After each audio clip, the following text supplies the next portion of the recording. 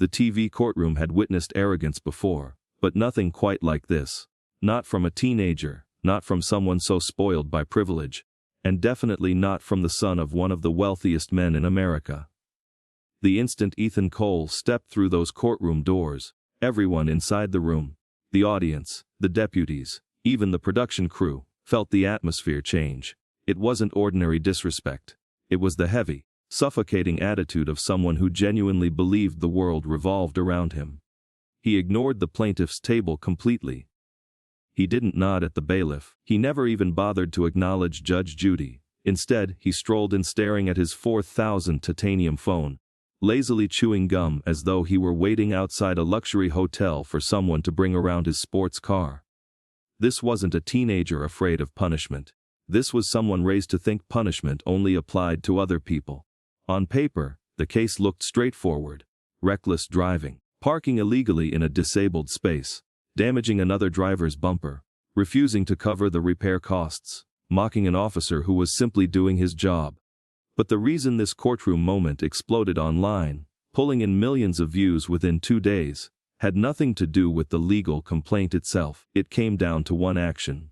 One unbelievably disrespectful gesture so soaked in entitlement that it ignited outrage across the country. Judge Judy calmly asked for the citation. "That was all, Mr. Cole. Hand me the ticket, please." Ethan didn't hand it over. He barely lifted his eyes, just enough to show he knew exactly who she was, and didn't care in the slightest. Then, with the careless motion of somebody tossing away garbage, he flicked the folded ticket across the bench. Not respectfully placed, not even slid forward politely.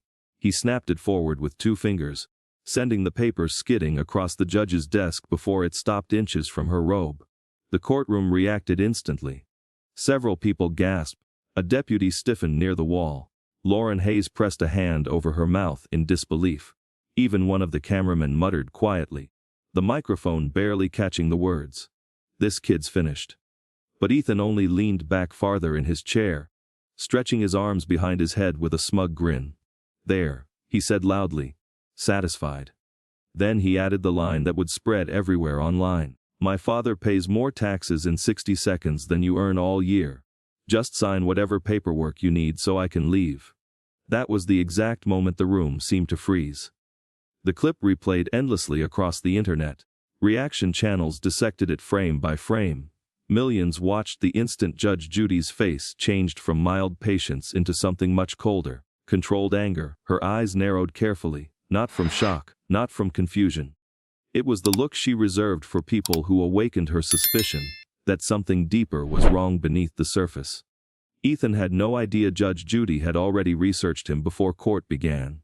She knew the rumors surrounding the Cole family.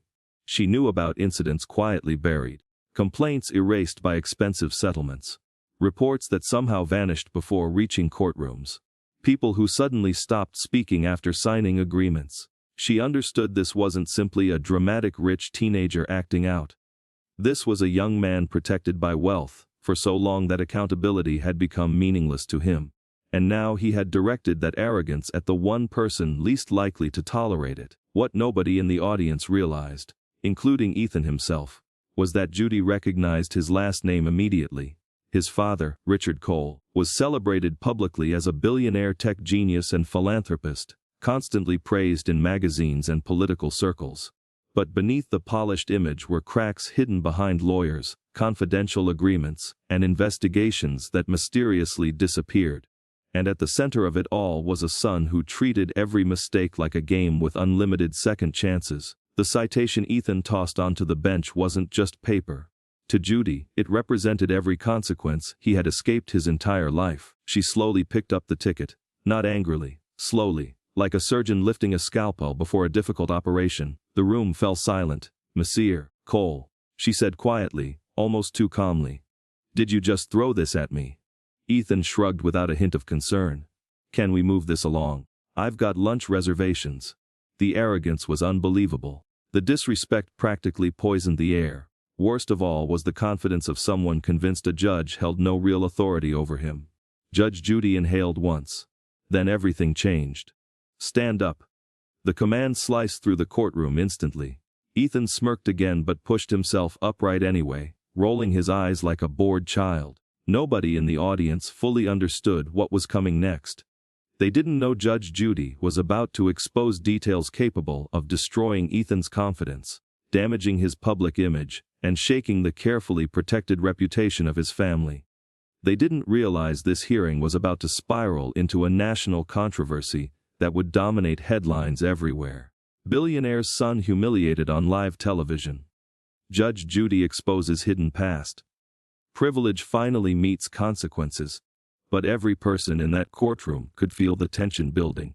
And Ethan, the teenager who casually tossed a ticket at a judge, was standing directly in the center of the storm. He remained upright with the relaxed posture of someone waiting for hotel service instead of standing in court.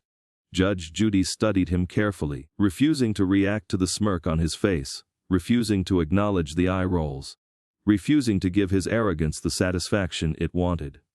The silence lasted just long enough for Ethan's confidence to flicker for the briefest moment. Then Judge Judy finally spoke. "Mr. Cole," she said carefully, "old are you?"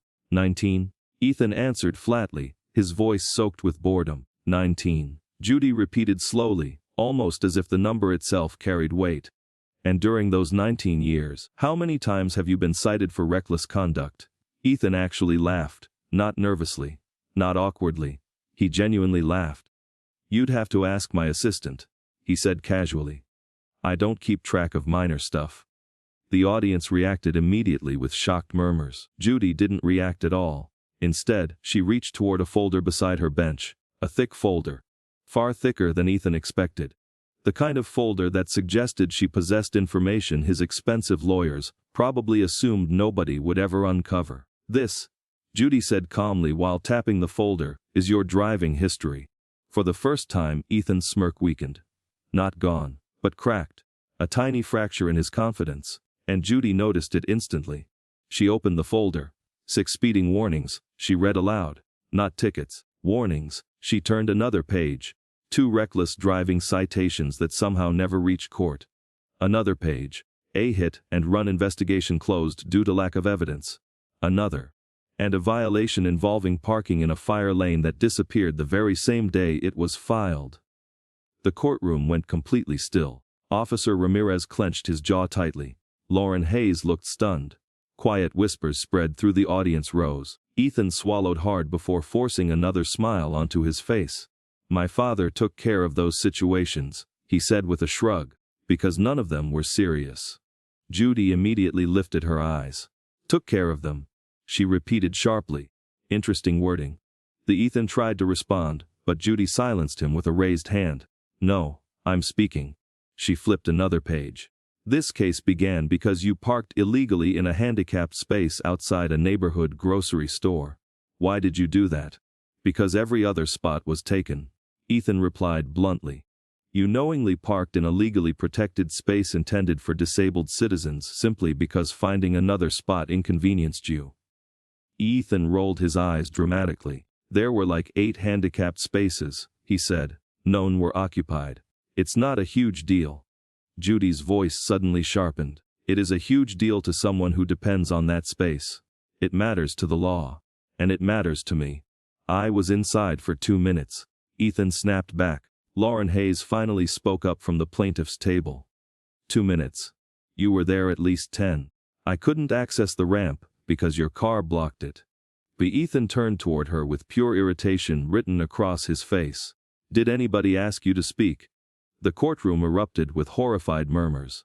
Even Ethan's arrogance couldn't shield him from the disgust spreading through the room. Judge Judy's voice cracked through the noise instantly. "Mr. Cole, you will not address her that way again. Am I understood?" Ethan looked away and muttered under his breath, "Whatever." The Judy narrowed her eyes even further before turning another page. "Let's move on to what happened after you parked illegally. Officer Ramirez approached you and requested identification. According to his report, your response was who?" She lifted the document and read directly from it. "Bro, I don't have to give you anything. My dad practically owns the politicians in this city." A gasps exploded throughout the courtroom. Ethan's face flushed red, not from embarrassment, but from anger that the statement had been exposed publicly. "That's not what I..." Judy interrupted him immediately. You said it. It's in the report, and Officer Ramirez possesses body camera footage of the entire interaction. She paused deliberately, including the moment you threw the citation onto the pavement and stated, quote, "My dad will make this disappear before your shift even ends." The mention of body camera footage hit Ethan hard. His smug expression disappeared completely, but Judy still wasn't finished. She reached deeper into the file. You know what else stands out? She asked softly, too softly. This isn't even the first time you've thrown something at law enforcement. 3 months ago, during another traffic stop, you tossed your driver's license at a state trooper. That's not illegal. Ethan shot back, his voice rising with panic. No, Judy answered coldly. But your behavior is the problem. Then she leaned forward slightly, folding her hands together. What concerns me far more is what happened afterward. The courtroom became silent again. Everyone leaned closer. Even Ethan's confidence started showing visible cracks. Judy continued, her voice calm but razor sharp. That traffic stop was dismissed. The citations vanished. The officer's complaint disappeared from the system entirely. She glanced down at another document. And during that same week, your father donated $25,000 to the Police Youth Outreach Fund. Ethan's jaw tightened instantly. Judy never directly accused anyone. She didn't need to. She was laying out the pattern piece by piece and allowing the truth to reveal itself naturally. Then she lifted the thick folder slightly off the bench. This, she said firmly, is a 19-year-old with a long documented history of reckless conduct who has never once been forced to face real consequences. Ethan shifted uneasily in his chair. His breathing became uneven. Everyone in the courtroom watched closely as the teenager who had casually tossed a ticket at a judge slowly realized something terrifying. This courtroom was different. This judge was different. And for once, his father's money wasn't going to rescue him. Judge Judy closed the folder gently, folded her hands together, and stared at him with a calm expression far more intimidating than yelling ever could be. "Mr. Cole," she said quietly, "today accountability has finally caught up with you." Ethan's confident posture had completely disappeared. His arms were no longer stretched behind his head. The smug grin was gone, replaced by a tense expression he struggled to control. But the biggest sign, the one Judy noticed instantly, was the panic beginning to flicker in his eyes. It was the expression of someone who had spent his entire life avoiding consequences, and suddenly had no idea how to react when escape no longer worked. Judge Judy didn't celebrate it. She didn't raise her voice. She didn't even lean forward. She simply studied him the way a surgeon studies a dangerous condition before removing it. "Mr. Cole," she asked evenly, "do you know what entitlement looks like?"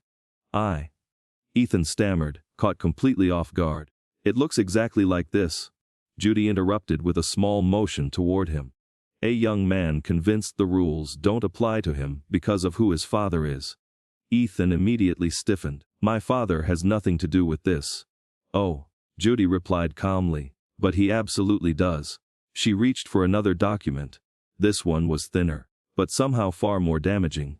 "This," she said while holding it up, "is a complaint submitted by your former driving instructor." Ethan's head snapped upward. "What complaint?"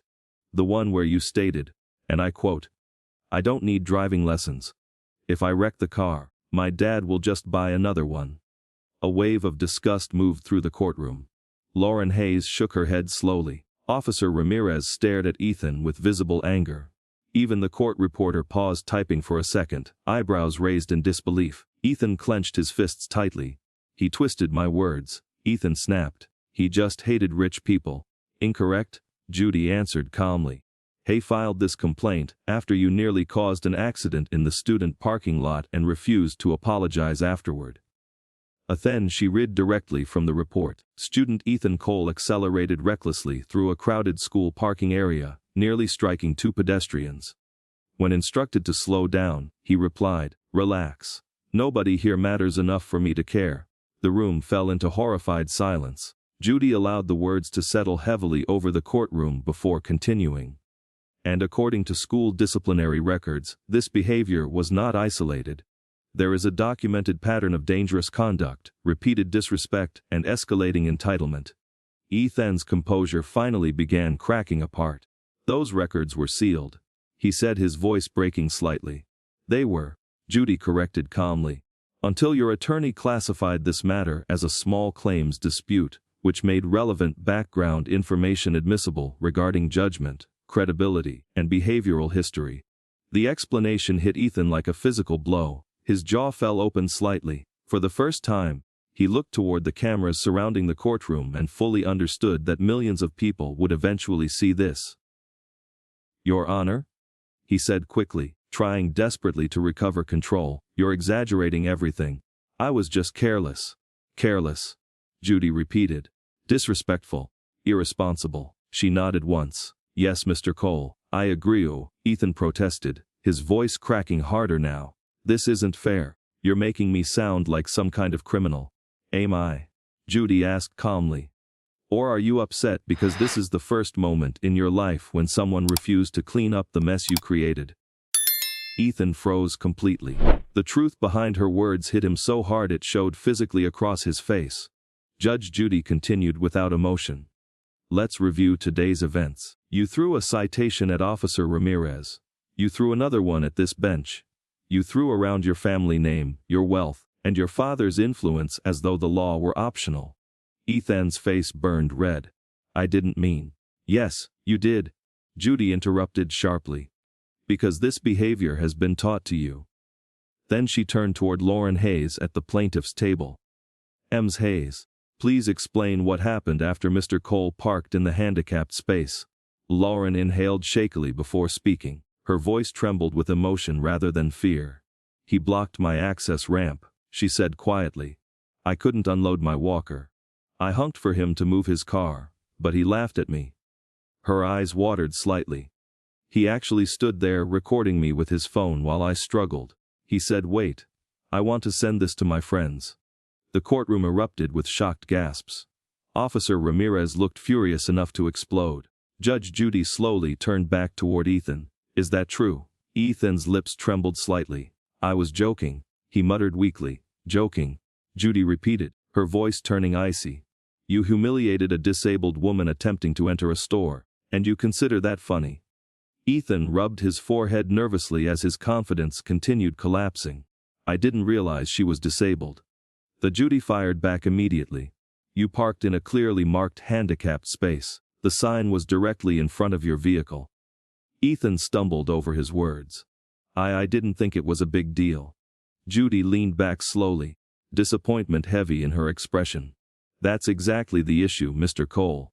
You never stopped to think about other people." He swallowed hard. His blinking became rapid. Sweat formed along his forehead. The polished image of untouchable billionaire privilege was beginning to crack apart, and Judy was nowhere near finished. She opened another document. "This," she said calmly, "is a letter from your father's legal advisor requesting that this court handle matters involving his son with sensitivity due to concerns about publicity." Ethan shut his eyes briefly. His father had already tried to interfere. He knew exactly what was happening. He knew his son had never been prepared to face public accountability, but Judge Judy had no interest in protecting reputations. She cared about justice. She set the letter aside and looked directly at Ethan. "Your father may be capable of purchasing cars, attorneys, and silence," she said firmly, "but he cannot purchase decency." Her eyes narrowed slightly. "He cannot buy humility. And he certainly cannot buy this courtroom." Ethan's breathing became shallow. His fingers shook visibly. The confidence was completely gone now. The smirk had vanished. The swagger had disappeared. The invisible armor of wealth and privilege he entered with had finally fallen apart. For the first time in his life, Ethan Cole understood fear. Not fear of his father. Not fear of punishment he had always escaped. But fear of someone who saw through every excuse and refused to let him hide behind influence. Judge Judy folded her hands together. "Now," she said softly, "let's discuss consequences." If the earlier moments damaged Ethan's confidence, this was where it truly collapsed. His breathing grew uneven. His shoulders curled inward. The arrogance he once carried so proudly was peeling away piece by piece. He no longer looked like a billionaire's son. He looked like a frightened 19-year-old standing before someone who wasn't impressed by money, power, or family reputation, Judge Judy watched him calmly, the kind of calmness that makes an entire room tense. Mr. Cole, she began evenly, what do you believe should happen to someone who behaves recklessly, disrespects the law, endangers innocent people, and refuses to show remorse? Ethan stayed silent. Judy continued, well, tell me what punishment you think is appropriate. He stared at the floor before mumbling quietly, a warning. The courtroom reacted with stunned laughter, not cruel laughter, disbelieving laughter. Ethan's head jerked upward immediately. His face burned red as he realized everyone in the room was staring at him. Judy raised one eyebrow. A warning. After endangering others, mocking a disabled woman, disrespecting a police officer, and throwing a citation at a judge. Ethan swallowed nervously. I didn't mean. Stop saying that, Judy interrupted sharply. You meant every bit of it. You acted exactly the way you wanted because nobody in your life has ever stopped you before. Ethan tried speaking again, but Judy silenced him with a raised hand. Now, she continued, let me introduce you to something your family has protected you from your entire life. She paused. Reality. Then she reached back into the folder and removed another document. One that caused Ethan's entire expression to tighten instantly. My staff contacted the grocery store where this incident occurred. She explained. The manager provided additional parking lot footage. Ethan visibly recoiled, his jaw locked tightly. Judy continued without mercy. The footage shows you laughing while Ms. Hayes struggled with her walker. It shows you filming her. It shows you mocking her disability. Thus she looked down at the page. And it captures you saying to a friend over speakerphone, quote, watch this woman struggle. This is hilarious.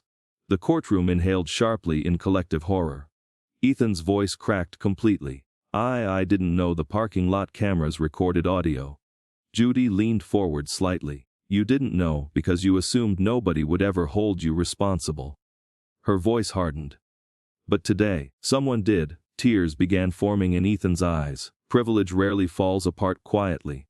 It breaks violently, and in that moment, Ethan Cole was breaking apart in front of everyone. But Judy still wasn't finished. She lifted another statement from the folder.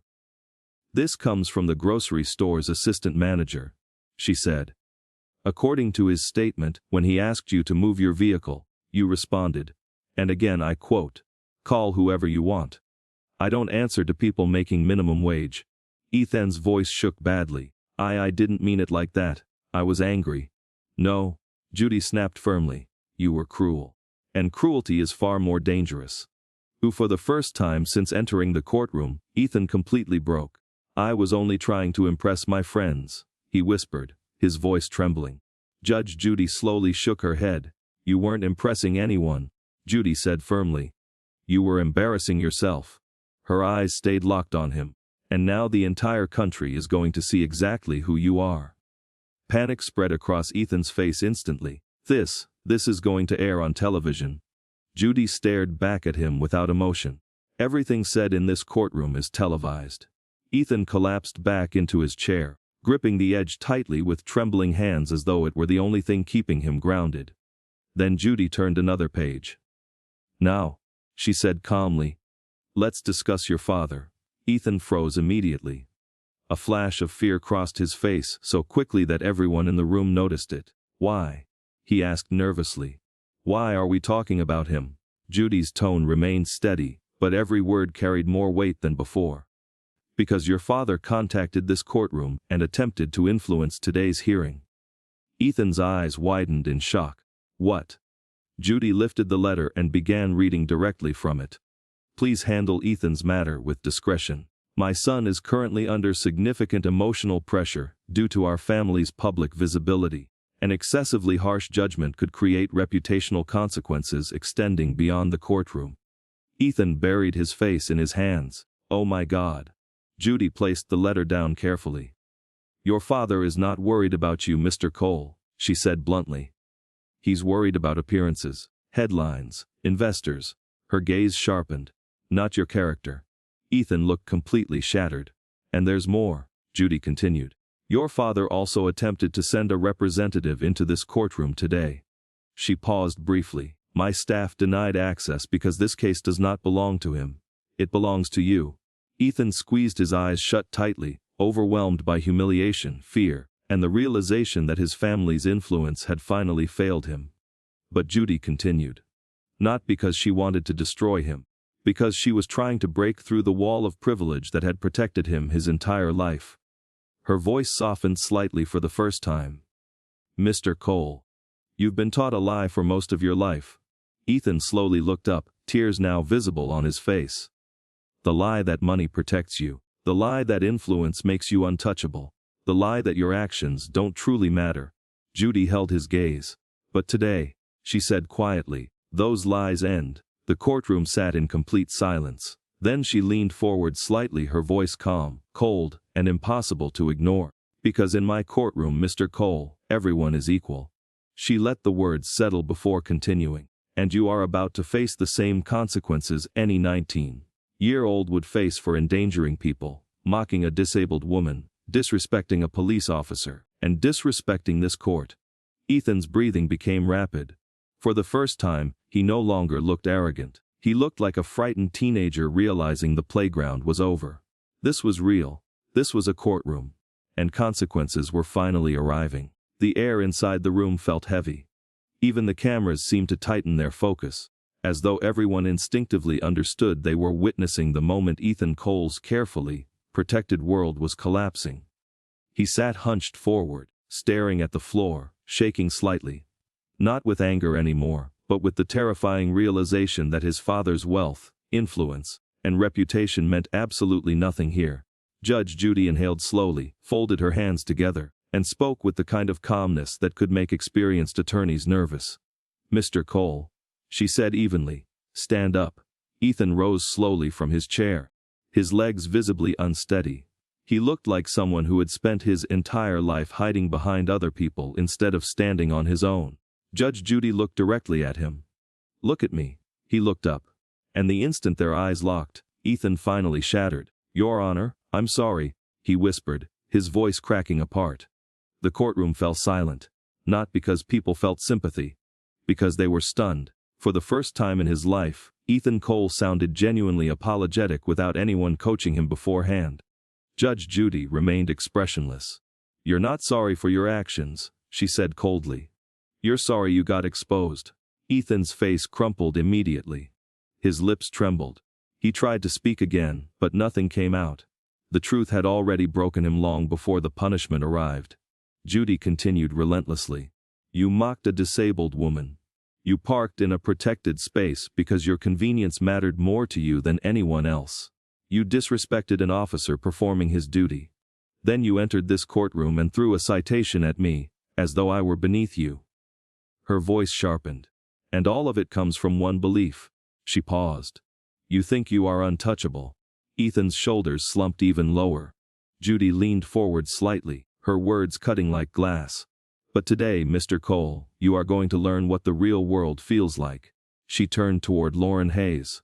First, I am awarding the plaintiff the full amount of $2,500 for vehicle damage, emotional distress, and the disruption caused by your behavior. Ethan nodded shakily. Okay, I'll pay it. Judy lifted an eyebrow. No, Mr. Cole. You won't. He blinked in confusion. Your father will try to pay it for you. That's the difference. She pointed toward the paperwork. This judgment will remain solely under your name, and it will stay there until every dollar has been paid from income you personally earn. Ethan's mouth dropped open. His knees nearly gave out beneath him. He had never handled a real bill in his entire life, but Judy still wasn't finished. Second, she continued, I am sentencing you to 120 hours of community service. Ethan's head jerked upward. What? Where? Judy's voice became deadly precise. At the Downtown Disability Assistance Center. Gasps spread through the courtroom, followed by whispers and even a few quiet cheers. Ethan's face lost all color. He shook his head slowly, almost pleading silently. But Judy cut that off immediately. No, this is not a negotiation, she continued firmly. You will spend 120 hours assisting the very people you mocked. Her eyes stayed locked on him. You will clean therapy equipment. You will help maintain accessible parking areas. You will assist disabled visitors with transportation equipment and mobility support. Tears rolled freely down Ethan's face now. Not fake tears. Not performative tears, real ones. Lauren Hayes wiped at her own eyes but never looked away from him. She wanted him to see her watching. Judy continued. Third, I am ordering mandatory enrollment in a defensive driving course along with a psychological evaluation. She spoke slowly and clearly. You will attend every session. You will complete every requirement. Then her voice hardened again. And if you fail to comply, this matter will be reopened with additional penalties. But Your Honor, Ethan stammered. My father. Your father. Judy interrupted sharply. Is not the defendant here? She pointed directly at him. You are. Ethan lowered his head. Reality had finally broken through years of wealth and protection. But the courtroom still hadn't seen the biggest moment yet. Because right then, the courtroom doors suddenly opened, and Richard Cole walked in. The billionaire himself. Gasps swept across the room instantly. Phones lifted into the air. Cameras turned toward the entrance. Wearing an expensive tailored suit, and carrying the panic of a man watching his empire crack publicly, Richard Cole marched toward the bench. Your Honor, he said firmly, I think this has gone far enough. Judge Judy didn't stand. Didn't flinch, didn't blink. It certainly has, she replied calmly. Take a seat, Mr. Cole. Nobody spoke to Richard Cole that way. Nobody. His jaw tightened. His nostrils flared with anger. But he sat down. Ethan turned toward him, tears pouring uncontrollably now. Dad, I'm in trouble. For the first time, Richard Cole looked uncertain. His arrogant son was gone. In his place sat a terrified 19-year-old. Judge Judy addressed Richard directly. Your son didn't need money, she said firmly. He didn't need lawyers. He didn't need influence. Her voice sharpened.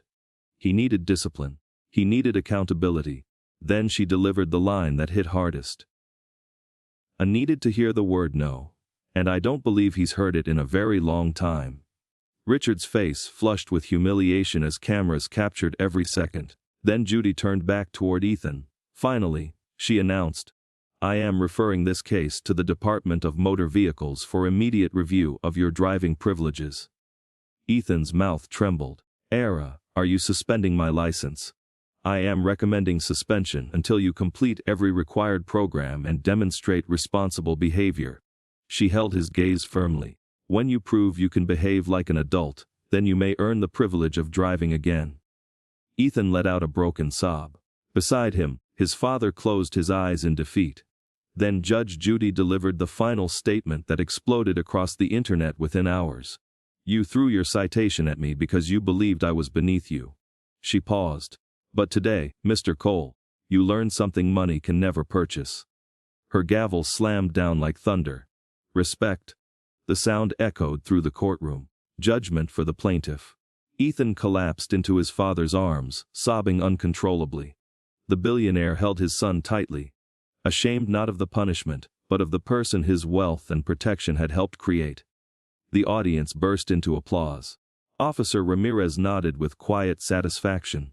Lauren Hayes finally released the breath she had been holding for what felt like forever. Judge Judy rose from the bench, her expression firm yet resolved, knowing she had just delivered one of the most unforgettable rulings of her career. Because justice didn't simply arrive that day. It finally slammed the door shut on entitlement.